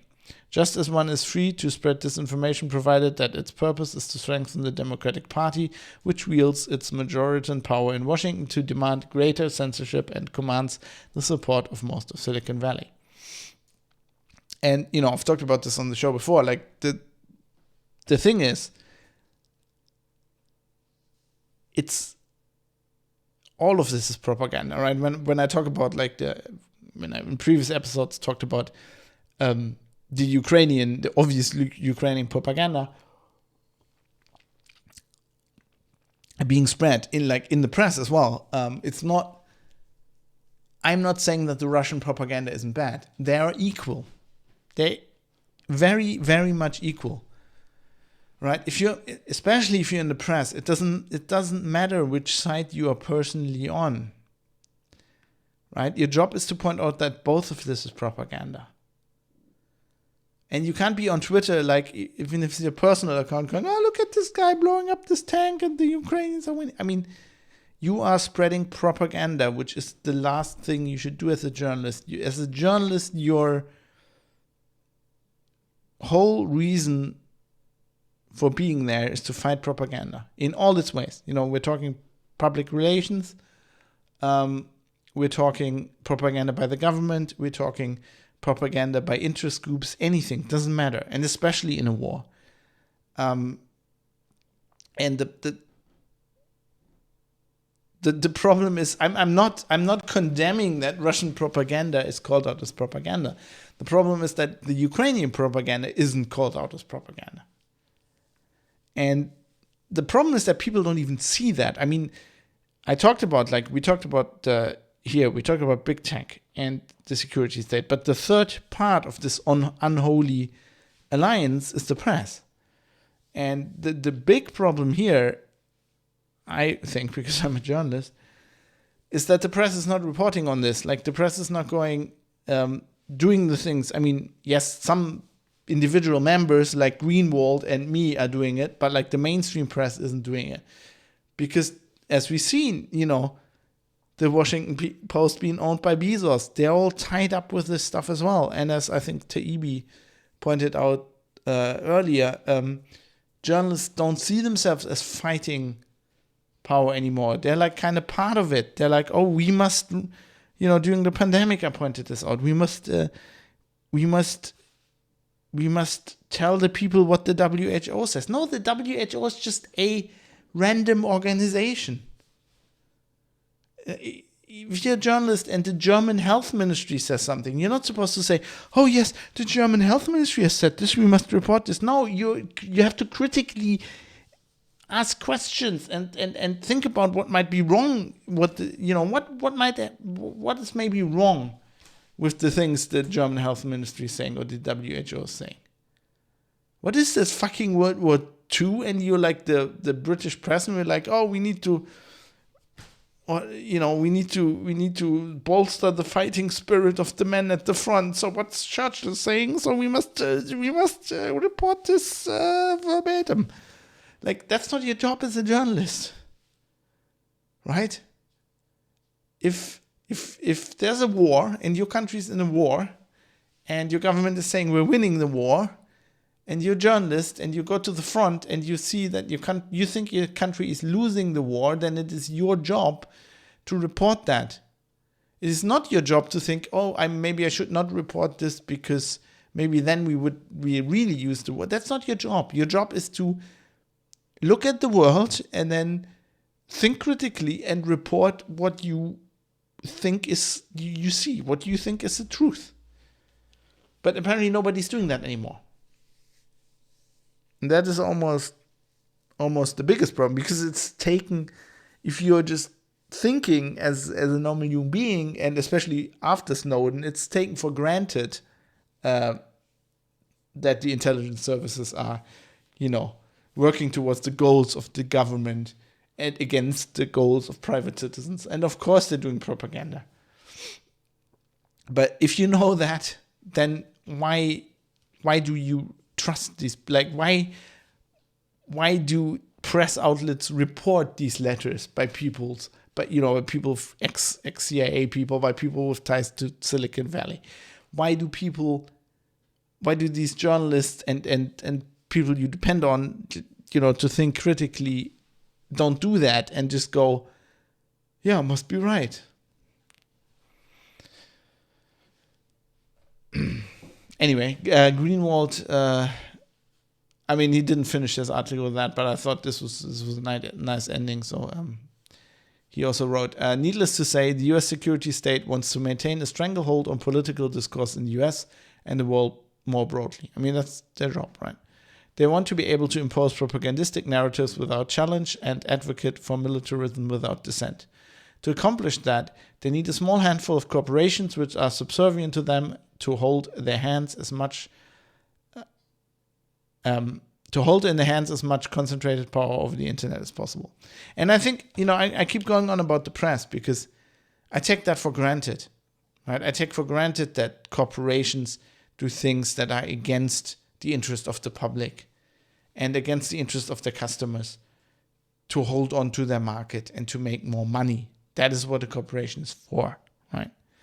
And I take it for granted that the intelligence community and for lack of a more sophisticated term, the shady parts of government that have been created to do the things that the government isn't proud of and that they would rather keep secret, that they work with these corporations and even work against the interest of society at large if it furthers their agenda, right? If it furthers their interest, if it enables them to control political discourse. I take that for granted. What makes this whole alliance unholy is that the press is taking part in this, and that the press is the actor here in which, really should be in their interest to expose this and to be critical, because that's what they read. Like, none of these other players are beholden to the public in a democratic way, right? Corporations are not beholden to the public. They're beholden to their shareholders and to their board. Intelligence services are specifically an anti, and I've talked about this a lot, an anti-democratic part of government. They are apart from the rest of the government. They are created for the specific reason to not be accountable to the voter, right? Government outsources things into the intelligence services that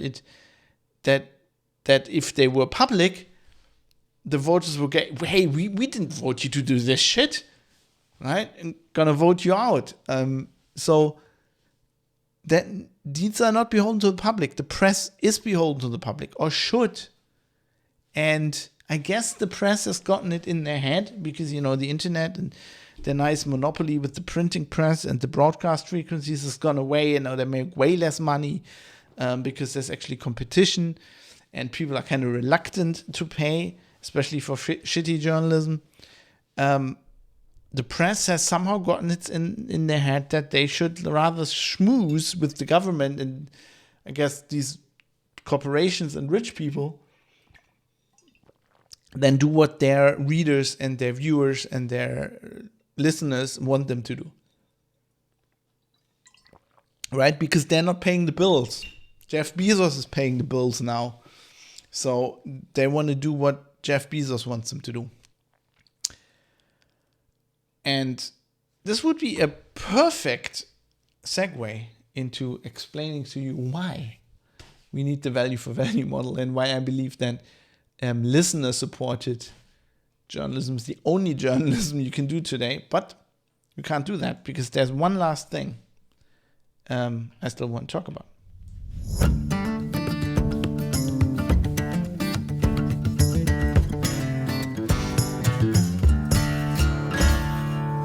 Many people, especially techie people, nerds, people listening to this podcast, will at this point go, well, the problem here is centralized social networks, and we can solve this by decentralizing them. And I just want to say, I personally think that is a very simplified viewpoint that just doesn't hold up to reality. And I think that from experience, because back in the day I used to be like that as well. I used to, look at open source and decentralized systems like email and IRC and stuff like that. And I used to go, well, those are better systems. And, I was part of Identica and Status.net. More recently, I've tried Matrix. And I've tried a lot of these decentralized systems. And it took me a long time, but I realized that they don't work. They should work, and we'd be in a better world if they did, and they would work if all of us were nerds and geeks, but they don't. Because people in general, the public, for lack of a better term, are sheep, I would say they're dumb, but it's not like they're dumb. They just don't use enough of their brain. It's like this I've talked about today before. They go to work, they get up in the morning, maybe they have kids, they look after the kids, they go to work, they come home and they're completely wiped. They don't have the energy. They don't want to care about all this stuff. They don't want to, they can't do federated fucking, so for most of these people, it's like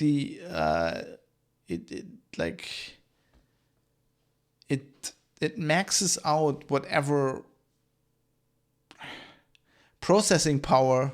I don't want to say the intellectual, because I think if they if they took the time and energy, they could figure this out. Most people could figure that out. It's really not that hard, but people just don't, because they have a certain budget of processing time, so to speak, and they've used it all up. They've used it for work, for their family, for a little bit of entertainment, and then they have a very little bit left, and they just can't. It's not enough to it's hard. It's enough for them to sign up to Twitter, but if we have a federated system and there's several servers and you have to follow somebody from another server, and you then have to add the thing and they can't. It's just, they just go, the brain turns off and they go away. And I've seen this happen again and again and again.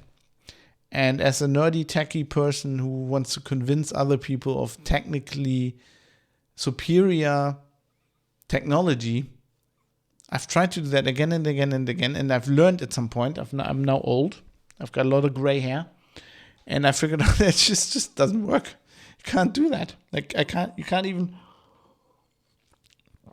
Right? You talk to people on WhatsApp and you're like, let's not use WhatsApp because reason, and let's go to Signal. And you can't do that. You can't even get them there. And I've had this problem with very intelligent people. I have very intelligent friends. They're more intelligent than me. They're scientists. They're very smart. But because they're scientists and they spend a lot of time, like they have jobs, and then in their free time they basically do science and they do all of this stuff, they don't have the mental processing power to do this shit. And they don't want to. And this is why these federated systems, in my opinion, it's my personal opinion, I think they will never work. And they haven't worked so far. The only systems where we have that is stuff like email, where it was basically grandfathered in. Email is basically all the nerds set that up before the normal people, and then the normal people just had to deal with it. Like they had to they had to use email for whatever reason, and so they had to force themselves to free up this mental processing power to actually use it, because they had to, because they were forced to.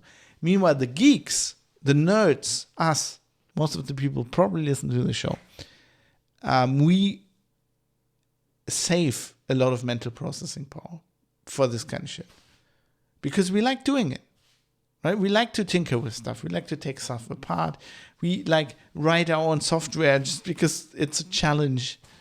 We build, there's people who build mechanical watches as a hobby. Normal people are not like that. And those people go, yeah, this is a great idea. This is great technology with everything decentralized, and it works. And these people, most of them, I've dealt with a lot of nerds in my time, because as a tech journalist, you kind of, what my job as a tech journalist mostly is a translator between the nerds, that do the open source project, and the normal people. And I translate back and forth. And these people can't put themselves in each other's shoes, right? Then if you go to FOSDEM, and if you listen to like talks at FOSDEM, you're like, wow. Like, if these guys would sort out like technology, we'd be living, like in 5 years, we'd be living in a much better world. Almost be utopia, right? We'd sort out all of these problems. And these people often at FOSDEM, they're like, yeah, we're going to do this. In 5 years, everything's going to be decentralized. But they never understand, like, and I talk to these people, and I'm like, this is not going to work because normal people don't work. Like, no, it's superior technology. And I used to be like this, right? I used to think that Linux, which is clearly a better operating system than Microsoft Windows, and I'm using Windows right now, it clearly is better. I used to believe that you could convince people based on that. Like if you went to people and said, this is clearly a better product, they would use it.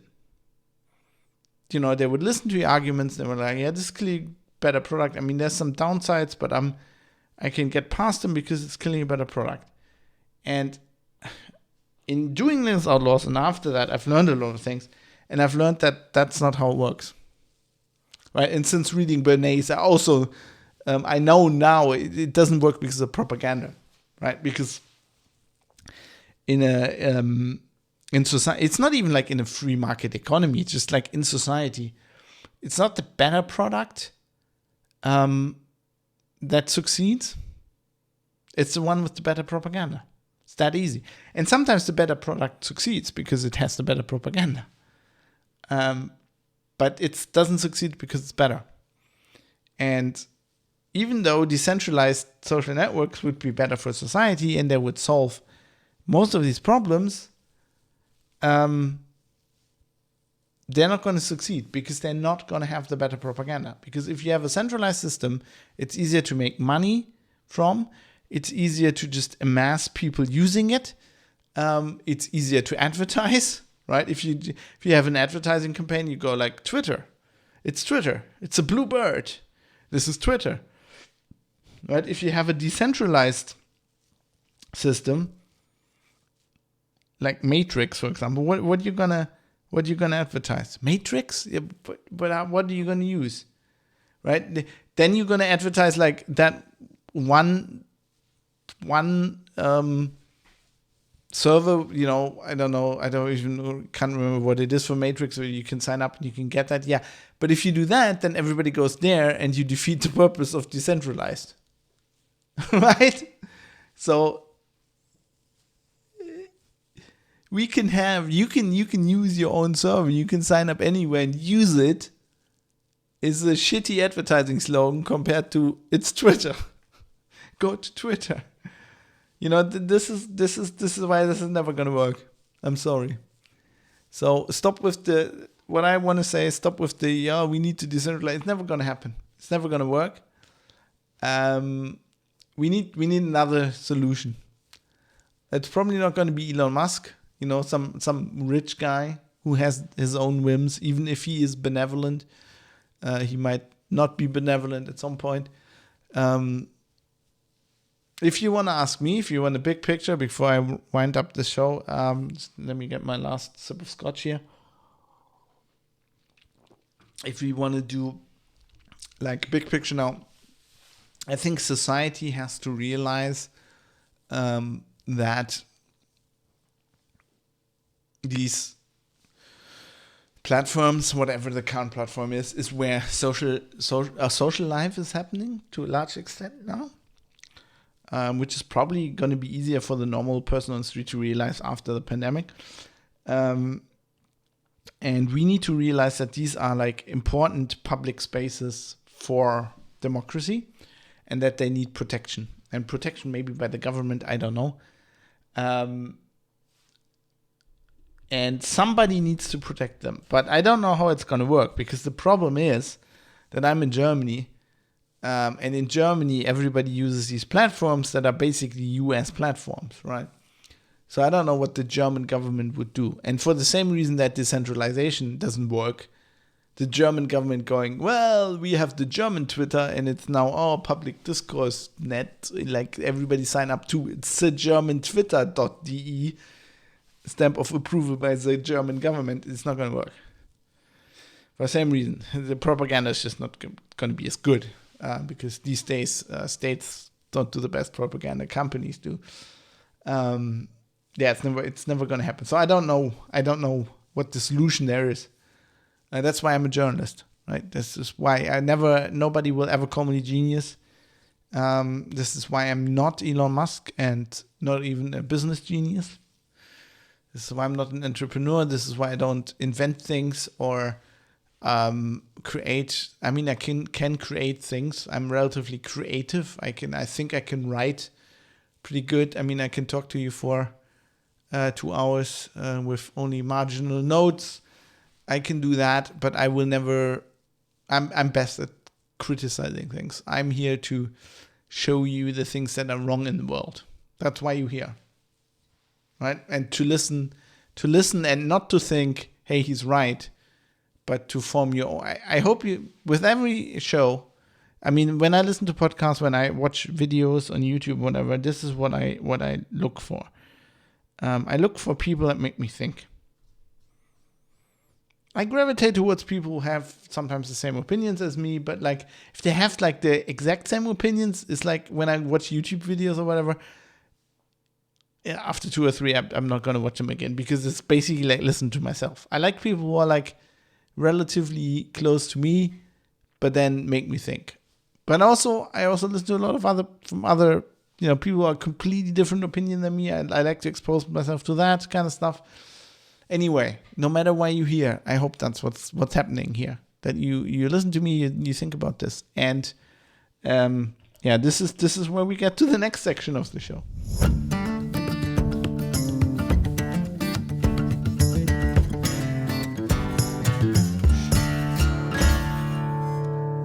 Because if you're listening to this and you're like, this is bullshit.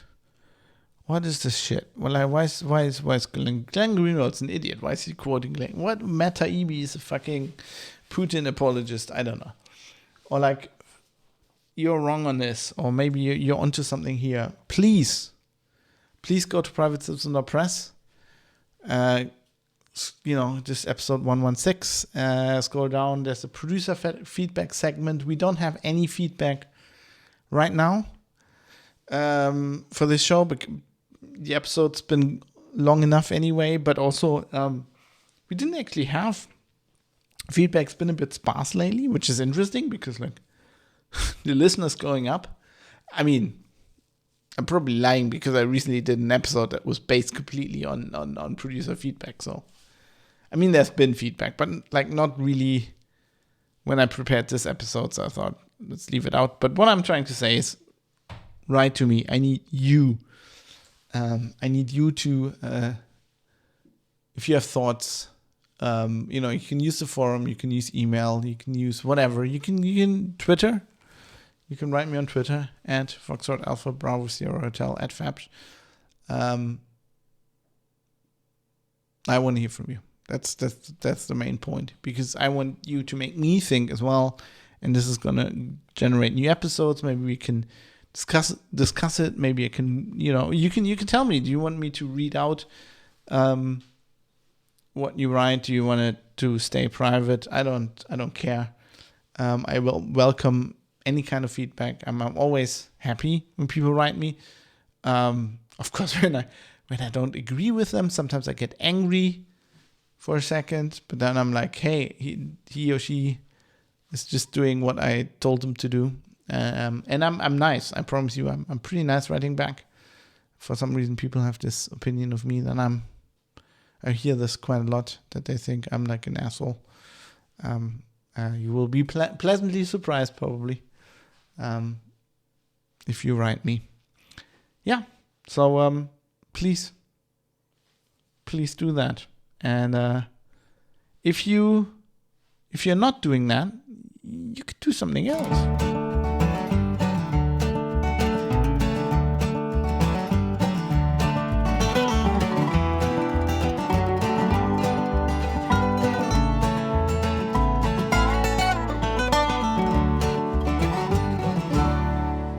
Because as of yet, PayPal hasn't frozen my funds.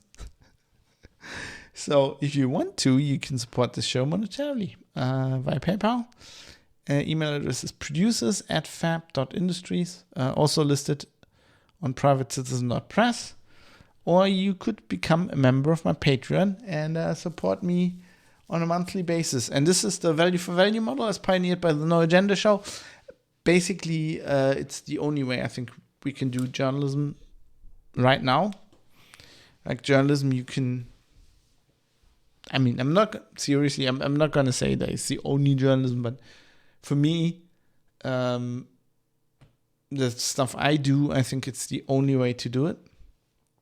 Right? I don't want to be ad supported, because that will make me beholden to the, if you take money, let's be real here for a second. If you take money from somebody, or even if you do something and they send you money afterwards, you are beholden to them to some degree. And if they're advertisers, even if they go just, oh, we just like you, here's some money, you start thinking like, oh, what's that company like? Oh, you can start censoring yourself, right? If should I report on this?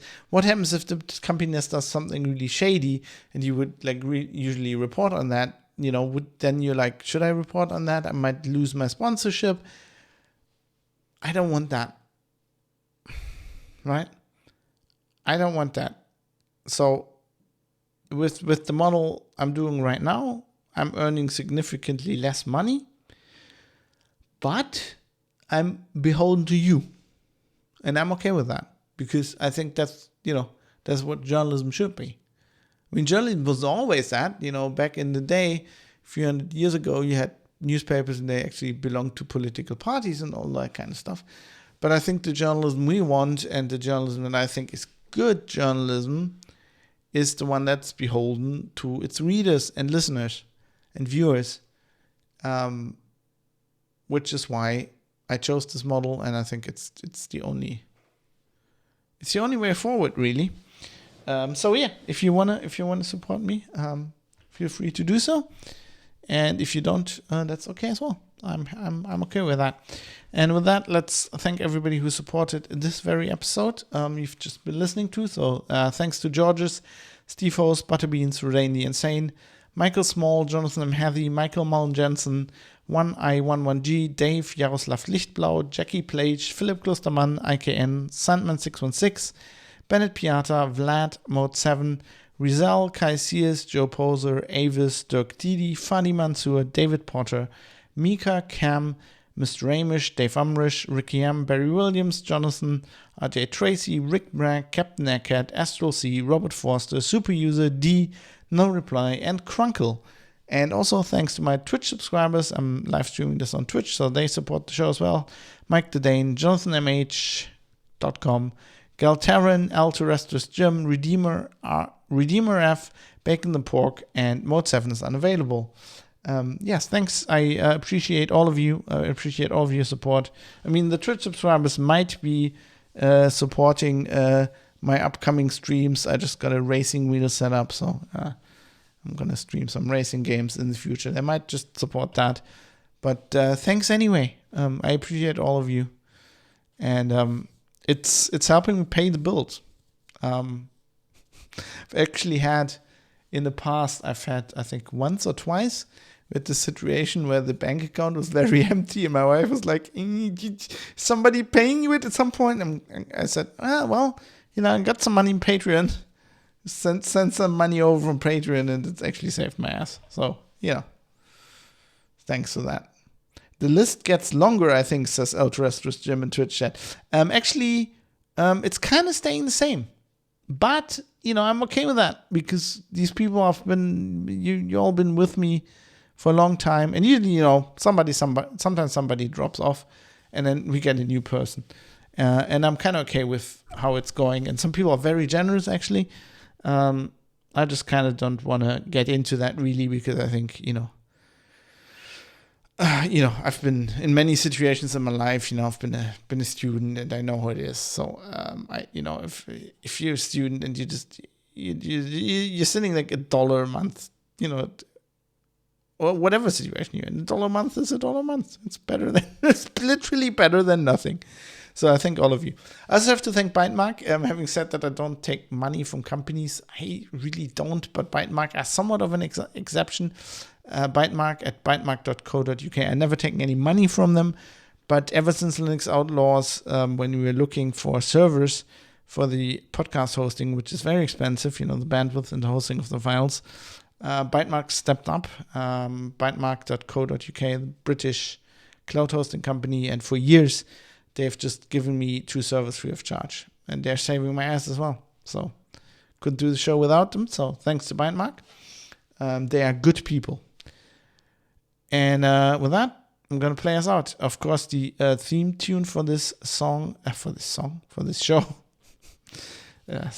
Time are left here. So got some scotch left. Wait, I'm going to solve that problem right now. Right, theme song for the show, Acoustic Roots by Rul Kabzali.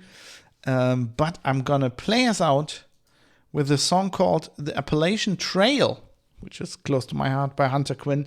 It's very, the instrumental song is very, it reminded me very much of Firefly. So, aim to misbehave. And see you soon.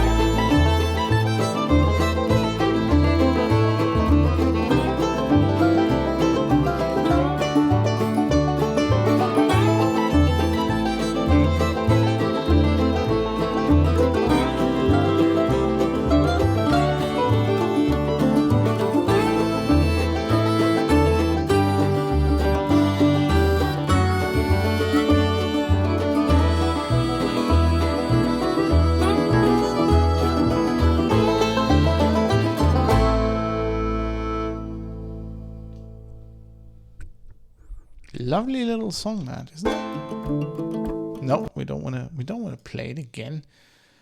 What the fuck? I'm gonna have to edit this as well. Jesus.